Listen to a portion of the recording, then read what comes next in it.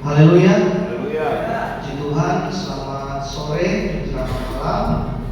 Kita kembali lagi melanjutkan tentang 7 jemaat, ya 7 jemaat yang di dalam kitab Wahyu. Yang sebelumnya kita sudah lihat 5 jemaat yang di dalam kitab Wahyu, bagaimana mereka jemaat yang dipuji Tuhan, ya jemaat yang dikritik Tuhan, jemaat yang diajar oleh Tuhan dan menjadi gambaran gereja-gereja di akhir zaman, ya gereja-gereja, semua gereja, ya bukan berbicara soal satu denominasi, tapi semua gereja yang ada di dalam dunia ini, terlebih khusus yang ada di akhir zaman. Ya, kalau kemarin kita sudah belajar tentang jemaat Efesus, jemaat di Smyrna, Pergamus, Tiatira, dan Sardis.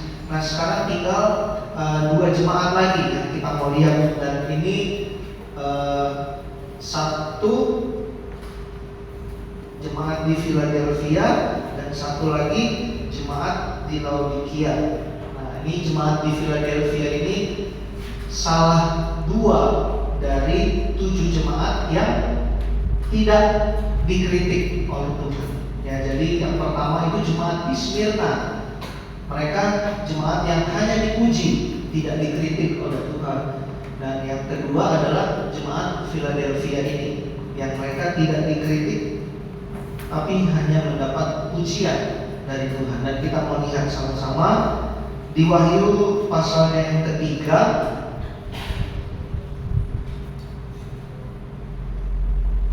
Wahyu pasalnya yang ketiga, kita baca ayatnya yang ke-8. Kita baca ayat yang ke-8, kita perhatikan bersama-sama. Wahyu 3 ayat 8, aku tahu segala pekerjaanmu. Lihatlah, aku telah membuka pintu bagimu yang tidak dapat ditutup oleh seorang pun. Aku tahu bahwa kekuatanmu tidak seberapa, namun engkau menuruti firman-Ku dan engkau tidak menyangkal namaku. Nah, itu jemaat di Philadelphia. Tuhan tahu seberapa kekuatan mereka. Ya, bahkan firman Tuhan tadi bilang, Tuhan tahu kekuatan mereka, Tuhan tahu siapa yang menuruti firman mereka dan siapa yang menyangkal. Itu kata firman Tuhan. Nah, tapi kita mau lihat kenapa sampai Philadelphia ini tidak dikritik oleh Tuhan. Ya, kita lihat dulu, Philadelphia ini kota yang didirikan dengan tujuan untuk pusat penyebaran budaya Yahudi, ya bahasa dan budaya Yahudi, karena mereka terletak di simpang atau jalur dagang antara wilayah timur dan barat. Jadi kalau kita belajar sejarah, Bapak Ibu Saudara, kota Philadelphia ini punya komunitas. Kalau yang kemarin kan kita belajar jemaat Tiatira dan Sardis, yang mereka juga ada komunitas-komunitas untuk pedagang-pedagang. Nah, di Philadelphia memiliki komunitas Yahudi. Mereka punya komunitas Yahudi yang cukup berpengaruh. Komunitas Yahudi yang cukup berpengaruh. Tapi dalam firman Tuhan, kalau Bapak Ibu Saudara baca tentang jemaat di Philadelphia ini, justru Allah menyebut mereka yang ikut komunitas Yahudi ini, Tuhan bilang jemaah iblis. Tuhan bilang mereka yang mengikuti komunitas atau orang-orang yang ikut komunitas Yahudi, mereka dikatakan jemaah iblis. Kenapa? Karena mereka menolak dan menyangkal bahwa Yesus adalah Mesias. Jadi karena mereka ikut komunitas Yahudi dan dipastikan bahwa orang-orang yang mengikuti komunitas Yahudi, mereka adalah orang-orang yang menolak dan menyangkal bahwa Yesus adalah Mesias. Buktinya sekarang orang-orang Yahudi di Israel sana masih banyak yang belum percaya dan mereka menyangkal bahwa Yesus adalah Mesias. Dan firman Tuhan bilang mereka adalah jemaah-jemaah iblis. Jadi kalau ada Bapak Ibu Saudara yang tidak percaya kepada Yesus atau bahkan menyangkal Yesus adalah Mesias atau Yesus adalah Juru Selamat, berarti kita adalah jemaat ada yang ngomong jemaat iblis ya. Itu firman Tuhan yang bilang. Jadi kalau orang-orang yang menolak Yesus, yang menyangkal Yesus sebagai Juru Selamat, firman Tuhan katakan mereka adalah jemaat iblis, karena mereka tidak kenal Yesus itu siapa. Dan penduduk mereka di Philadelphia ini ternyata dia dibangun di dataran tinggi. Jadi karena dataran tinggi sering gempa. Ya, kalau kita belajar sejarahnya Philadelphia, mereka sering ketakutan karena sering ada gempa susulan, sehingga buat mereka hidup dengan tidak tenang, hidup dengan ketakutan. Dan mereka juga di Philadelphia ini terkenal dengan kebun anggurnya. Jadi ada banyak kekurangan, ada banyak kelebihan. Jemaat di Philadelphia selain punya kebun anggur, mereka kaya akan anggur, tapi hidup mereka juga tidak tenang karena mereka takut dengan gempa-gempa susulan, dan juga mereka dipengaruhi dengan komunitas-komunitas tadi Yahudi yang menolak Yesus. Tapi kalau kita lihat tadi firman Tuhan bilang, aku tahu seberapa kekuatanmu.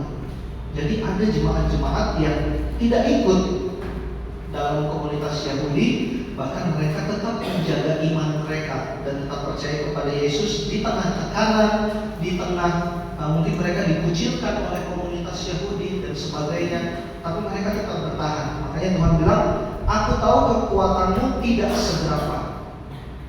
Jadi mereka benar-benar tidak mengandalkan kekuatan mereka. Mereka hanya mengandalkan pertolongan dari Tuhan. Itu yang jemaat Philadelphia alami. Nah, tapi ada kata-kata di sini kalau Bapak sudah lihat, membuka pintu. Nah, tadi kita sudah lihat Philadelphia ini adalah kota yang didirikan di persimpangan dan itu digunakan sebagai jalur dagang. Jadi banyak orang keluar masuk dari wilayah timur dan wilayah barat untuk itu tadi jalur dagang. Pusat penyebaran budaya dan bahasa Yahudi. Tapi Allah mempunyai tujuan yang lebih besar bagi jemaat di Philadelphia. Kalau kita lihat kata pintu terbuka yang tadi kita sudah lihat, makna rohaninya Tuhan mau mereka menjadi pusat penyebaran Injil. Jadi selain kota itu dibuat sebagai pusat penyebaran budaya dan bahasa Yahudi, tapi ada tujuan lain yang Tuhan kerjakan justru. Jadi seolah-olah Tuhan mengizinkan ini Philadelphia ada di dalam satu persimpangan pusat penyebaran bahasa dan budaya Yahudi dengan tadi komunitas-komunitas Yahudi yang menolak Yesus, tapi ada tujuan di baliknya supaya apa? Jemaat Tuhan bisa menyebarkan Injil. Jadi Bapak Ibu Saudara bisa dipastikan dimanapun kita ditempatkan, sekalipun kita merasa bahwa kayaknya bukan tempat saya di sini, tapi di situ ada tujuan Tuhan. Sama seperti jemaat di Philadelphia. Kalau mereka bisa pikir, mereka bisa pilih, ya ngapain mereka susah-susah di Philadelphia, dikucilkan oleh komunitas Yahudi dan sebagainya. Tapi ada tujuan Tuhan kenapa mereka bisa ditempatkan di tempat itu. Tujuannya apa? Supaya Tuhan mau kota Philadelphia itu sebagai pusat penyebaran bahasa Yahudi dan budaya Yahudi, dan juga Tuhan mau mereka menjadi orang-orang yang bisa menyebarkan Injil, kebenaran firman Tuhan. Itu tujuan Tuhan. Jadi kadang kita nggak mengerti kenapa kita ditempatkan di sini, fungsinya apa, tujuannya apa. Tapi yang saudara mesti tahu bahwa kita ditempatkan di tempat ini pasti ada tujuannya, bukan asal-asalan Tuhan tahu. Oh kamu di Losari, kamu di sini, kamu di situ, enggak cuma asal-asal. Kayaknya kamu cocok di sini, enggak. Tapi semua ada tujuannya, semua ada tujuan, dan tujuannya itu pasti selalu baik. Dan yang kedua ada kata tadi, kekuatanmu tidak seberapa. Tuhan tahu kekuatan jemaat di Philadelphia itu tidak seberapa. Tidak ada sesuatu yang bisa dinilai baik dari hidup mereka sendiri, jemaat di Philadelphia, baik secara ekonomi, sosial, dan pengaruh politik. bagaimana berpengaruh dalam politik, kehidupan mereka sehari-hari saja dikucilkan oleh komunitas Yahudi. Jadi mereka tidak bisa bergerak dengan bebas sebagai orang Kristen, sebagai orang pengikut Kristus. Mereka tak bisa bergerak bebas karena ada komunitas Yahudi tadi. Makanya Tuhan bilang, aku tahu kekuatanmu gak seberapa. Ada kata juga jemaah iblis. Nanti kita lihat di ayat selanjutnya, ayat yang ke-9.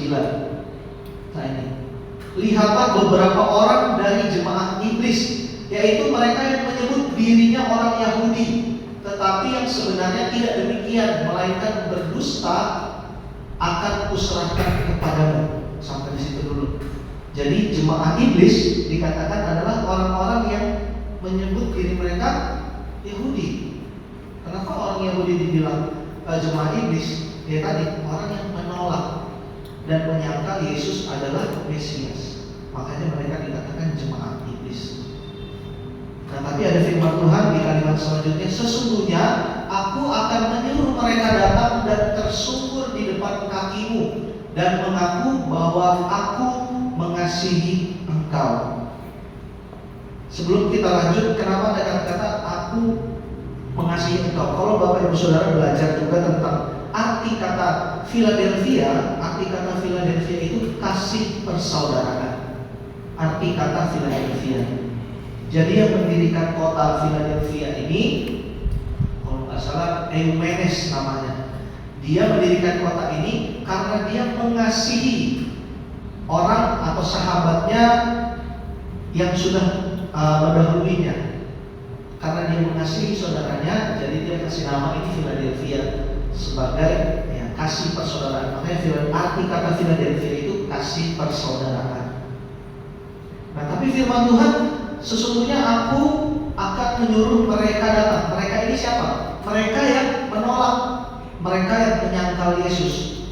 Jadi Tuhan bilang, Tuhan akan menyuruh orang-orang yang menyangkal Yesus, orang-orang Yahudi yang firman Tuhan katakan, yang menyebut diri mereka Yahudi atau orang-orang yang menyangkal Yesus. Tuhan bilang, Tuhan akan bawa mereka sampai bahkan datang tersungkur di depanmu, sampai berkata bahwa kakimu dan mengaku bahwa aku mengasihi engkau. Dan ini bukan hanya dalam perjanjian baru, Bapak Ibu Saudara, ternyata perkataan ini sudah ditulis sebelumnya, jauh dalam kitab Yesaya. Jadi ini kata-kata, sesungguhnya aku akan menyuruh mereka datang dan tersungkur di depan kakimu dan mengaku bahwa aku mengasihi engkau. Ini nubuatan perjanjian lama.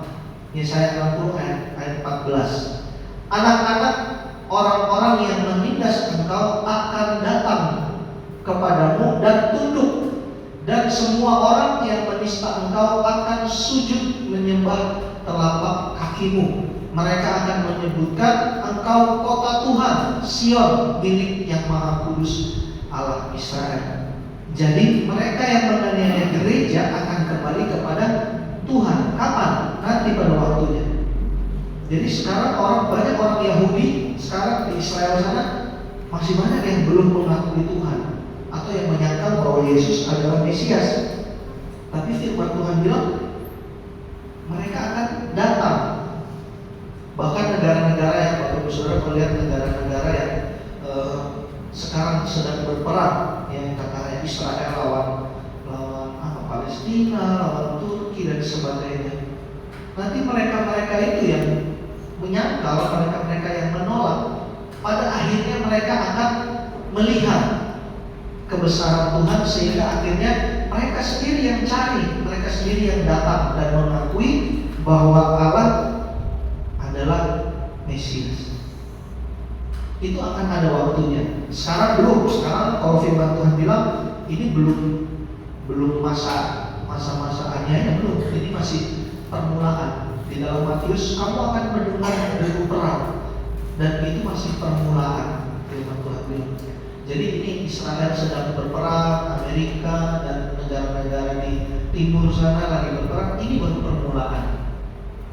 Dan artinya kita mau melihat bahwa firman Tuhan semakin digenapi Dan kita nanti akan melihat orang-orang yang menyangkal Yesus, orang-orang yang tidak mengenal Tuhan, pada akhirnya mereka akan, tadi firman Tuhan bilang, akan datang kepadamu dan tunduk. Karena mereka melihat perbuatan-perbuatan dari Tuhan. Itu yang firman Tuhan janjikan. Jadi kita nggak perlu khawatir ya. Waktu saya di Bali, kepala saya selalu bilang, dulu kan tahun-tahun berapa ya, zaman-zamannya FPI, ya Habib Rizik, ya itu kan terkenal, wah kayaknya banyak yang bilang, wah kayaknya dia antikris nih. Banyak yang salah seperti itu Bapak Ibu Saudara. Antikris itu dari gereja, bukan orang yang tidak mengenal Tuhan. Ya, jadi antikris itu berasal dari orang yang percaya Tuhan, bukan orang yang tidak percaya kepada Tuhan. Tapi gembala saya bilang di Bali, tetap doakan dia, tetap doakan dia. Paulus saja bisa berubah, masa Habib Rizik tak bisa? Ya, jadi orang-orang yang tidak mengenal Yesus, orang-orang yang menyangkal Yesus, bukannya mereka sekarang, oh udah gak ada kesempatan di berubah, lihat gayanya seperti ini, mungkin sekarang mereka menyangkal Tuhan. Tapi tidak ada yang tidak mungkin Bapak Ibu Saudara. Ketika Tuhan bekerja, contohlah kayak kita sering kita lihat Paulus, bagaimana Tuhan pakai dia justru luar biasa. Bahkan dia membunuh umat-umat Tuhan, tapi Tuhan pakai dia sampai akhirnya dia jadi rasul yang hebat, yang militan kepada Tuhan. Karena apa? Karena dia sudah melihat, karena dia sudah merasakan Tuhan sendiri yang menjamah. Jadi tetap doakan Bapak Ibu Saudara, kalau ada mungkin teman, ada keluarga, ada orang-orang yang kita kasihi, ada orang yang kita kenal, belum percaya atau belum mengakui Yesus sebagai Mesias atau sebagai Juru Selamat, tetap doakan, karena tidak ada yang mustahil. Kapan waktunya kita nggak tahu, kapan mereka kembali kepada Tuhan. Usaha kita hanya berdoa. Usaha kita hanya berdoa. Tuhan yang menentukan. Tapi kita yakin dan percaya, kalau Paulus saja Tuhan tolong, masa keluarga kita Tuhan tidak tolong, masa sahabat kita Tuhan tidak tolong.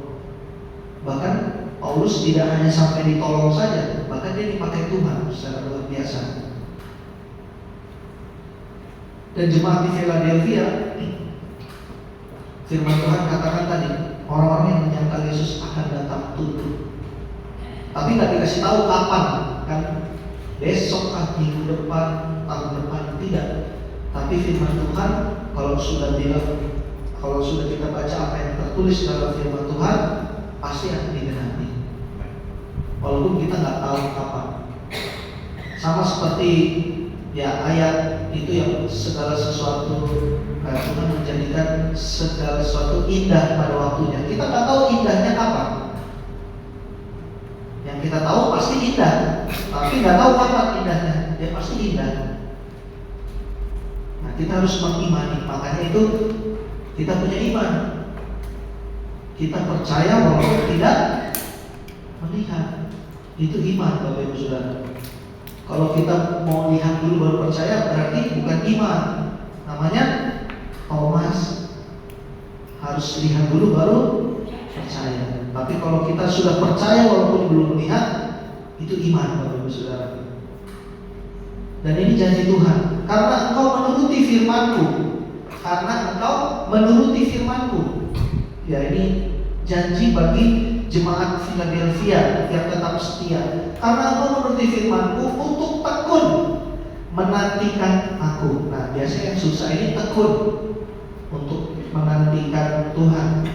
Ya, dalam masa-masa menunggu itu kadang kita bosan. Ya, kalau mungkin kita sedang antri di dokter, atau kita sedang menunggu antri di kasir, ya mungkin untuk membayar pesanan dan segala macam. Pasti ada waktu kita bosan, ada waktu kita capek. Tapi Tuhan bilang kita harus tekun dan menantikan Tuhan. Maka Aku pun akan melindungi engkau dari hari pencobaan yang akan datang atas seluruh dunia. Jadi jangan khawatir Bapak Ibu Saudara, pencobaan itu bukan hanya untuk kita saja yang dilosani, tidak. Tapi firman Tuhan bilang atas seluruh dunia. Jadi yang mengalami pencobaan bukan kita sendiri, semua umat Tuhan yang percaya.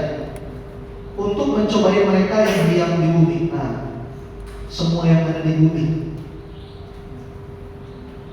Tapi janji Tuhan, kalau kita setia dan menuruti firman Tuhan, aku pun akan melindungi engkau. Jadi jangan takut. Yang penting setia saja. Ada lagu lama kalau Bapak Ibu sudah tahu, setia-setialah, setia sampai apa? Sampai minggu depan? Sampai kapan? Sampai mati. Seperti Tuhan Yesus setia sampai. Apakah balasanmu untuk kasih setianya? Apa balasannya? Setia-setialah, setia sampai. Cuma itu Tuhan bilang. Kita nggak bisa balas dengan kekayaan kita nggak bisa balas dengan talenta karunia kita. Itu semua Tuhan yang beri.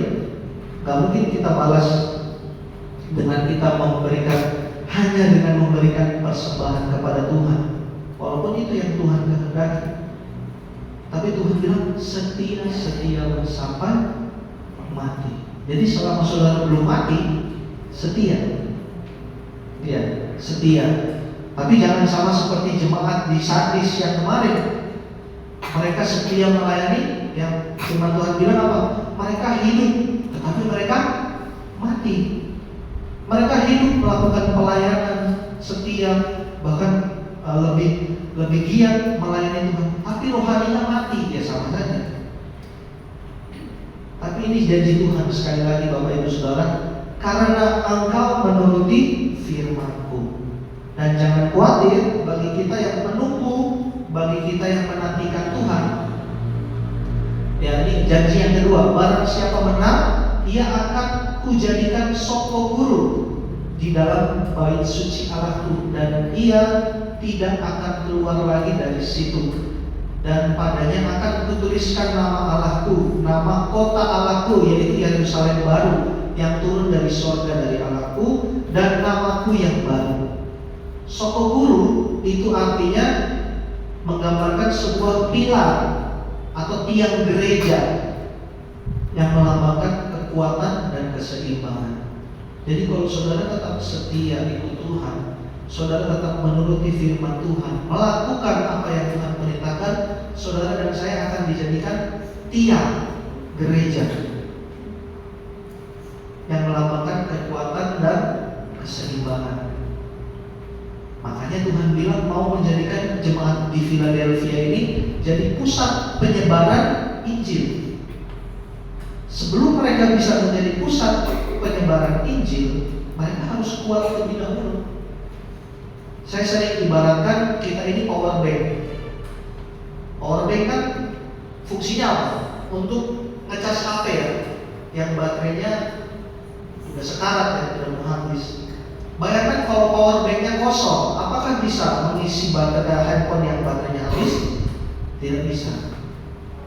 Power banknya harus diisi lebih dahulu.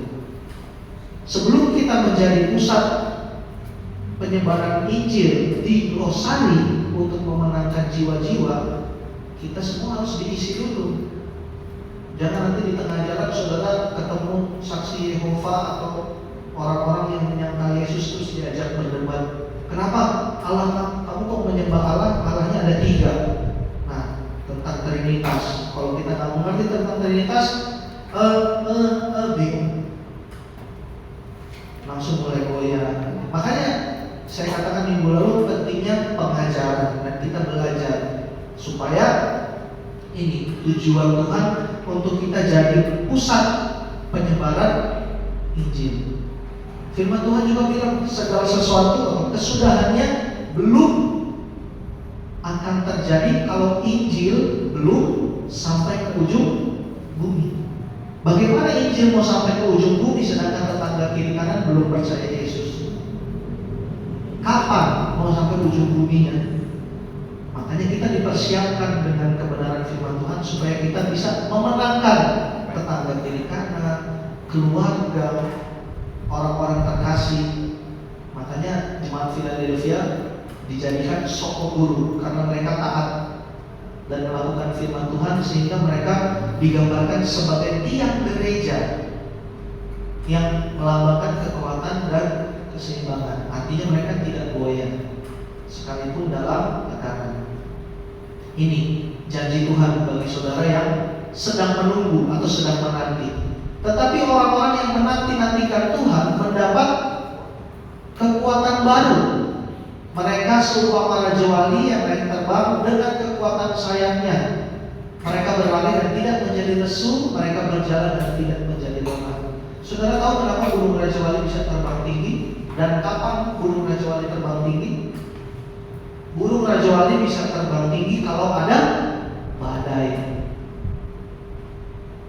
Nah, itu firman Tuhan bilang kita akan mendapatkan kekuatan baru di saat-saat kita menantikan Tuhan. Nah, di saat menantikan Tuhan itu kan ada masalah, ada ujian, ada cobaan. Itu janji Tuhan. Di tengah ujian dan cobaan kita justru akan semakin terbang tinggi. Seumpama raja wali, kita mendapat kekuatan baru. Jadi jangan takut Bapak Ibu Saudara ketika kita sedang mengalami masalah, pergumulan. Firman Tuhan bilang justru masalah dan pergumulan itu menjadi kekuatan buat kita, yang digambarkan kita ini sebagai burung raja wali. Kalau mau terbang tinggi harus ada badai.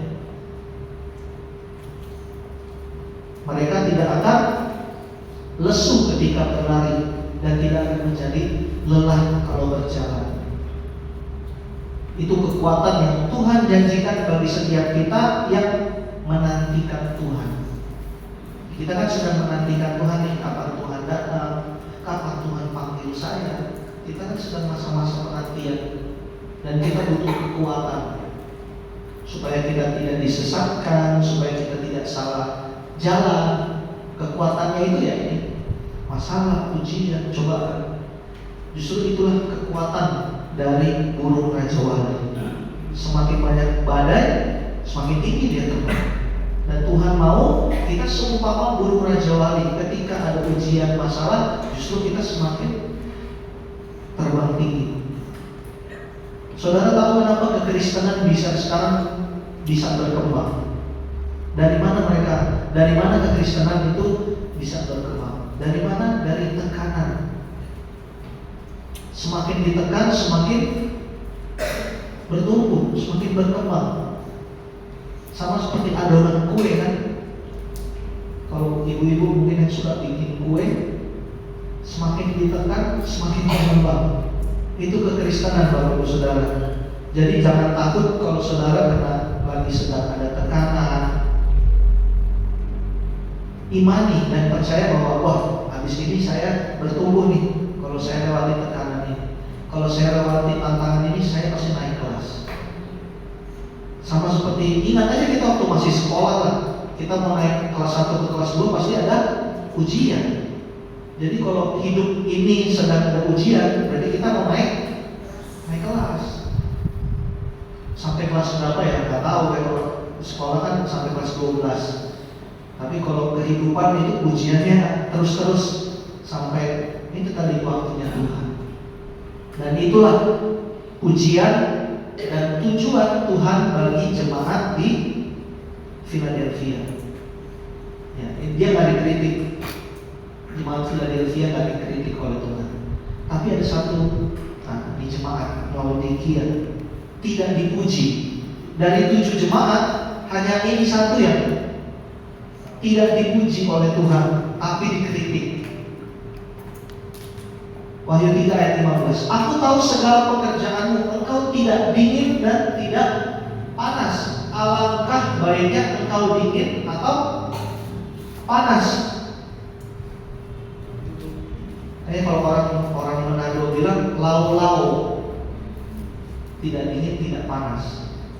Itu lau-lau, tidak dingin tidak panas. Makanya firman Tuhan bilang kamu harus pilih antara dingin atau panas. Laodikia ini salah satu kota yang terkaya juga. Dia pusat perbankan, sangat makmur di wilayah Asia Kecil, sehingga membuat mereka sangat mandiri. Jadi ketika dalam sejarah mereka dilanda gempa dan biasalah kerajaan Romawi mau membantu, tapi mereka nggak mau karena mereka merasa mereka mampu dan mereka kaya, sehingga mereka membangun kembali kota Laodikia dengan kekayaan mereka.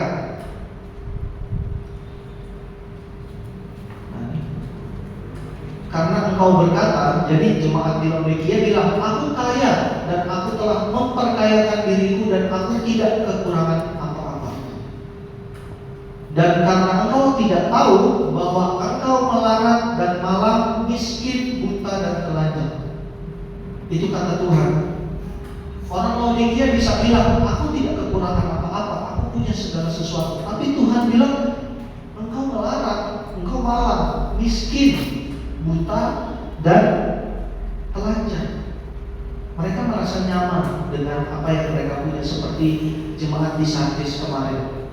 Karena mereka kaya, mereka punya benteng yang besar, dijauhkan dari musuh-musuh, jadi mereka merasa aman. Sehingga kenyamanan membuat kita tidak waspada. Saat merasa aman, sifat manusia itu cenderung lebih pasif dan menjadi tidak bersemangat, nggak ada gairahnya. Ya, sama seperti Eutikus ya, Bapak Ibu Saudara, waktu minggu lalu saya pernah bilang, ketika dia tertidur saat Paulus sedang berkhotbah, nyaman dia menjadi pasif dan tidak bergairah untuk mendengarkan firman. Akhirnya dia jatuh dan mati. Nah ini di akhir zaman, karena orang mungkin merasa saya sudah kaya, saya punya ini, saya punya itu, tidak ada masalah ini, tidak masalah itu. Jadi gairah atau semangat mereka untuk mencari Tuhan tidak bersemangat ketika mereka saat susah. Saat susah kita bisa tersyukur, kita bisa nangis-nangis sama Tuhan, minta tolong. Giliran Tuhan udah jawab, kadang kita bilang terima kasih aja lupa. Itu kejadian dan banyak di akhir zaman. Seperti itu. Kenyamanan membuat kita jadi tidak waspada. Jika karena engkau suam-suam, jadi karena engkau suam-suam kuku dan tidak dingin atau tidak panas, aku memuntahkan engkau dari mulutku. Itu yang tadi saya bilang bahasa Manadonya lau-lau, itu suam-suam kuku, tidak dingin, tidak panas. Kenapa sih orang banyak yang bingung kenapa dikatakan suam-suam kuku? Jadi kota Laodikia ini mereka tidak mempunyai sumber air sendiri. Jadi mereka ini di tengah-tengah kota Hierapolis. Kota Hierapolis mereka punya sumber air panas. Dan kota Kolose mereka punya air pegunungan dingin yang menyegarkan. Jadi Laodikia ini harus mengalirkan air melalui pipa yang jaraknya cukup jauh. Jadi ketika mereka mengalirkan air panas dari Hierapolis menuju ke Laodikia, kan panas nih di Hierapolis. Karena cukup jauh jaraknya, kalau dialirkan dengan pipa sampai di Laodikia, airnya jadi suam-suam kuku. Karena airnya suam-suam kuku, begitu dicek airnya ini mengandung banyak mineral, sehingga orang yang meminumnya banyak yang merasa mual dan kemudian muntah. Itulah kenapa tadi Tuhan pakai perumpamaan, aku akan memuntahkan engkau dari mulutku.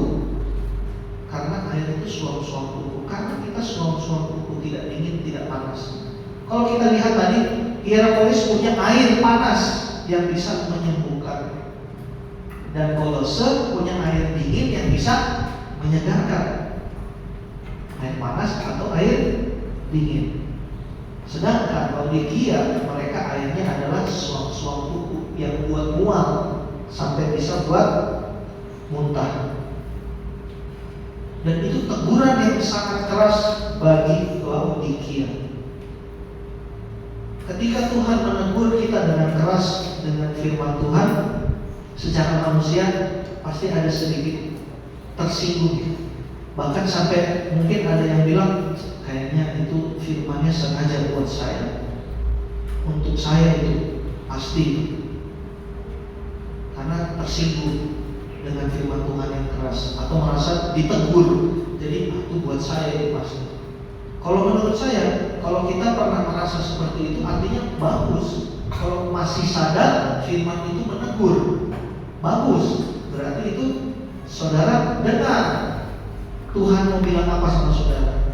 Karena kalau saudara baca, barang siapa kukasihi, ia kutegur dan kuhajar. Sebab itu relakanlah hatimu dan bertobatlah. Itu firman Tuhan. Jadi ketika kita, saudara dan saya mendengar firman Tuhan yang rasanya keras atau menegur seakan-akan menunjuk diri kita sendiri, itu firman Tuhan yang bilang. Dan Tuhan sedang menegur, Tuhan sedang mengajar. Kenapa? Karena Tuhan mengasihi saudara dan saya. Relakanlah hatimu. Relakanlah bukannya maksudnya pasrah diam saja, tidak. Relakanlah di sini maksudnya rendahkanlah hatimu.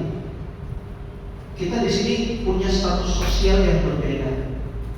Mungkin ada yang bos, ada yang karyawan, ada yang pelajar dan sebagainya. Status kita berbeda-beda. Tapi maksudnya relakanlah hatimu di sini adalah ketika engkau datang ke gereja mendengar firman Tuhan, ketika Tuhan sedang memakai hamba-Nya untuk menyampaikan firman Tuhan, untuk menegur, untuk mengajar, rendahkanlah hatimu untuk menerima firman Tuhan. Karena orang yang mengeraskan hati sudah pasti tidak akan dengar firman Tuhan. Yang mungkin dia dengar tapi tidak ada perubahan atau tidak masuk ke dalam hati. Kalau Bapak Gembala bilang masuk telinga kanan, keluar lagi telinga kanan, tak nyampe telinga kiri. Rendahkanlah, relakanlah hatimu dan bertobatlah. Amsal 3 ayat 12. Karena Tuhan memberi ajaran kepada yang dikasihinya. Di sini siapa yang tidak dikasihi Tuhan? Boleh angkat tangan? Jangan angkat tangan. Semua dikasihi Tuhan. Ya. Amin. Kita semua dikasihi Tuhan. Sebab itu Tuhan memberi ajaran dan teguran. Karena Tuhan masih mengasihi kita. Kalau saudara dengar firman sudah merasa tidak ditegur atau merasa tidak diajar, hati-hati. Saudara adalah jemaah iblis yang tidak mau mendengar, menyangka Tuhan, tidak mengakui Tuhan. Jadi kalau saudara masih merasa tertegur dengan firman Tuhan, berarti bagus. Berarti bagus. Terlepas itu nanti yang bawa firmannya, dia memang bawa firmannya memang selalu keras. Saudara, kalau firman saya pernah katakan firman Tuhan itu tidak ada yang terlalu keras, tergantung respon hati kita. Kalau kita merespon firman Tuhan itu sebagai didikan dan sebagai ajaran, kita tidak akan merasa firman itu terlalu keras. Tapi orang-orang yang tidak siap diajar, orang yang tidak siap dididik, mereka pasti akan bilang firman Tuhan itu keras buat saya. Tapi selama saudara masih sadar bahwa itu adalah teguran, itu adalah didikan dari Tuhan, artinya masih bagus. Kita masih sadar dan masih bisa kita kembali kepada Tuhan. Ibrani 12 ayat 6, karena Tuhan menghajar, pakai kata menghajar, orang yang dikasihinya, dan Ia menyesah orang yang diakuinya sebagai anak. Kalau menyesah itu disesah, ya kalau mungkin kita baca di kamus, sesah itu mungkin sampai tindakan keras yang membuat sakit, ya, membuat sakit orang yang disesah. Tapi kalau bahasa aslinya menyesah itu mendisiplinkan. Sama seperti seorang guru mendisiplinkan murid. Jadi ketika kita sedang didisiplinkan, ditegur, artinya Tuhan masih mengasihi. Dan ini respon Tuhan bagi jemaat di Laodikia. Ketika Tuhan bilang tidak ada pujian bagi jemaat di Laodikia, artinya parah sekali ya jemaat Laodikia ini, sampai tidak ada pujian dari Tuhan. Tapi lihat respon Tuhan, lihat aku berdiri di muka pintu dan mengetok. Jadi seberapapun parah hidupnya saudara dan saya, Seperti jemaat di Laodikia, mungkin kita tidak dipuji oleh Tuhan karena perbuatan-perbuatan kita yang tidak menyenangkan Tuhan. Tapi lihat firman Tuhan bilang, aku berdiri di muka pintu dan mengetuk. Artinya masih ada kesempatan. Jikalau ada orang yang mendengar suaraku.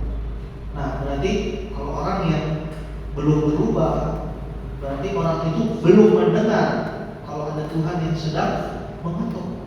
Tuhan orangnya pribadi yang tidak memaksa, Bapak Ibu Saudara. Kekristenan itu tidak dipaksa-paksa. Kalau saudara buka hati dan membukakan pintu, seperti firman Tuhan bilang, aku akan masuk dan mendapatkannya, dan aku akan makan bersama-sama dengan dia, dan dia bersama-sama dengan aku. Ketika saudara membuka pintu untuk Tuhan masuk, saudara akan mengalami persekutuan dengan Tuhan. Yohanes bilang, damai sejahtera yang kuberikan kepadamu tidak seperti yang dunia berikan. Kalau saudara buka pintu untuk Tuhan masuk, saudara akan lihat damai sejahtera yang dunia tidak bisa berikan. Dan itu bagi yang mengeraskan hati, Tuhan masih kasih kesempatan. Dia masih terus mengetuk pintu. Sampai kapan? Sampai Tuhan datang. Sampai kapan? Sampai kita dipanggil Tuhan. Kapan? Gak ada yang tahu. Bisa nanti malam, bisa besok kita dipanggil Tuhan. Jadi pastikan kalau saudara mendengar Tuhan sedang mengetuk, cepat-cepat buka. Jangan tunggu nanti dipanggil dulu, kita nggak bisa buka pintu, Tuhan masuk. Dan itu bagi jemaat di Laodikia. Jadi seberapapun parah jemaat Laodikia, seberapapun dia dikritik oleh Tuhan, seberapapun hidup kita di belakang kelam, seberapapun hidup kita di masa lalu begitu parah di mata Tuhan, tapi kalau kita buka hati ketika Tuhan mengetuk, Tuhan akan masuk. Dan itu lihat bagaimana kasih setia Tuhan bagi setiap kita. Tuhan adalah setia, sekalipun kita tidak setia, Tuhan tetap setia. Jadi jangan ragukan lagi kesetiaan Tuhan, jangan ragukan lagi kebaikan Tuhan. Jangan ke gereja kita cari berkat, jangan kita ke gereja cari mujizat. Karena kalau saudara tujuannya cari mujizat dan cari berkat, ketika di gereja tidak, saudara tidak melihat berkat dan mujizat, saudara akan kecewa. Tapi kalau saudara datang ke gereja mencari Tuhan, ada mujizat, ada berkat, tidak ada mujizat, tidak ada berkat, saudara akan damai sejahtera. Sama seperti Sadrak, Mesak, Abednego. Sekalipun Tuhan yang aku sembah tidak menolong aku, kata mereka dalam Daniel pasal 1 atau 3, mereka tetap menyembah Tuhan. Jadi sekalipun saudara belum melihat mujizat, sekalipun saudara belum melihat berkat Tuhan, tetap menyembah Tuhan. Amin. Sebagai saudara, dan ini janji bagi jemaat Tuhan, barang siapa menang, ia akan kududukan bersama-sama dengan Allah, dengan aku di atas tahtaku, sebagaimana aku pun telah menang dan duduk bersama-sama dengan Bapakku di atas tahtanya. Jadi barang siapa menang. Jadi kita ini, ya firman Tuhan bilang kita sedang dalam perlombaan iman. Ya kita ini sedang jadi atlet, Bapak Ibu Saudara. Kita semua mengambil bagian menjadi peserta dalam perlombaan iman. Ada yang mungkin udah dari dulu udah larinya sprint, udah jauh mereka tinggalin kita. Ada yang mungkin baru mulai, baru jalan. Gak masalah Bapak Ibu Saudara, seberapa cepat kita berlomba, yang penting tadi firman Tuhan bilang tekun, artinya selangkah demi selangkah, pelan-pelan. Yang penting ada perubahan, sehingga pada akhirnya kita dikatakan orang-orang yang menang, akan duduk bersama-sama dengan Bapakku di atas tahtanya. Amin, Bapak Ibu Saudara. Puji Tuhan, Tuhan Yesus memberkati. Kita sudah selesai melihat 7 jemaat yang dalam kitab Wahyu. Kita mau review ya sedikit. Kalau Bapak Ibu Saudara masih ingat, jemaat di Efesus mereka rajin, tekun, mereka pintar dalam kebenaran firman Tuhan. Tapi apa yang dicela Tuhan? Mereka kehilangan kasih yang mula-mula. Jadi tetap jaga kasih yang mula-mula itu, tetap semangat, tetap bergairah dalam melayani Tuhan. Yang kedua, jemaat di Smyrna, mereka tidak dikritik oleh Tuhan, tapi mereka dipuji atas kesetiaan mereka dan kaya secara rohani. Bagaimana saudara tahu saudara kaya secara rohani? Ketika dalam penderitaan, dalam aniaya, saudara tetap percaya dan mengandalkan Tuhan. Itu kekayaan rohani. Dan yang ketiga, jemaat di Pergamus, mereka berpegang nama Tuhan dan tidak menyangkal iman mereka. Bagus, tidak menyangkal iman mereka, dipuji oleh Tuhan. Tapi satu yang dicela oleh Tuhan, mereka bertoleransi dengan ajaran yang sesat. Jangan sampai kita menoleransikan ajaran-ajaran yang sesat. Sebab itu tadi saya katakan kita belajar supaya kita tahu ajaran ini sesat atau tidak. Dan yang keempat, jemaat di Tiatira, mereka dipuji karena kasih mereka kepada sesama, iman mereka kepada Tuhan, pelayanan mereka, bahkan ketekunan mereka. Dari awal mereka ikut Tuhan sampai ada pertumbuhan. Jadi yang melayani Tuhan tidak di situ-situ saja, harus ada peningkatan kita melayani Tuhan. Dan dia dicela Tuhan karena lagi-lagi menoleransi ajaran-ajaran yang sesat. Yang kelima, jemaat di Sardis, itu tadi mereka dikatakan hidup tetapi mereka mati. Jangan sampai kerohanian kita mati. Kita semangat melayani Tuhan tapi rohani kita mati. Yang keenam, jemaat di Philadelphia tadi, mereka tidak dikritik Tuhan, tapi pujian untuk mereka tetap menuruti firman, karena mereka menuruti firman Tuhan dan tidak menyangkal nama Tuhan. Sekalipun saudara ada masalah yang mungkin harus memilih ikut Tuhan atau tidak, jangan sekali-sekali saudara menyangkal. Jangan sekali-sekali saudara memilih untuk tidak ikut Tuhan demi supaya saudara aman. Jangan saudara. Kita mau sekali Yesus tetap.